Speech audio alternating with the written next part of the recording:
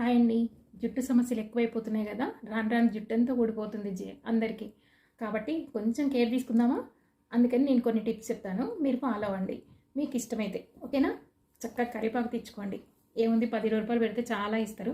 మీకు ఎవరైనా చెట్టు ఉన్నా తెచ్చుకోండి. చక్కగా లేతకున్న కరివేపాకు తెచ్చుకొని చక్కగా పొడి చేసి పెట్టుకోండి. పొడిని రోజు మజ్జిగ ఒక గ్లాస్ బటర్ మిల్క్లో ఒక స్పూన్ వేసి ప్రతిరోజు తాగుతూ ఉండండి.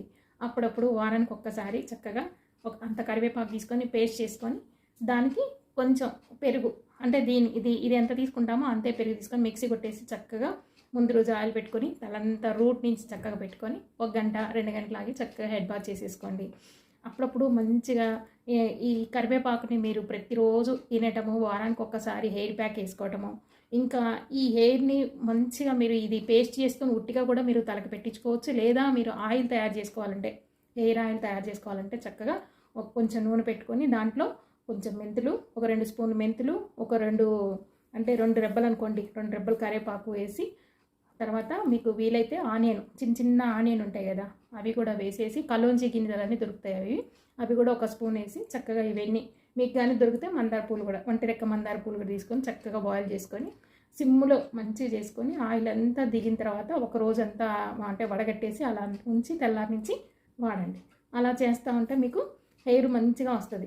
నెక్స్ట్ మీరు కావాలంటే ఈ కరివేపాకుని చక్కగా నీళ్ళల్లో బాయిల్ చేసుకొని, ఒక గ్లాస్ నీళ్ళల్లో ఒక 2 రెమ్మలు ఇన్ని ఆకులు వేసుకోండి, ఒక 10-15 ఆకులు వేసుకొని చక్కగా కడిగి దాంట్లో వేసేసి, దాంట్లో మసులుతున్నప్పుడు ఒక చిటికెడు పసుపు వేయండి.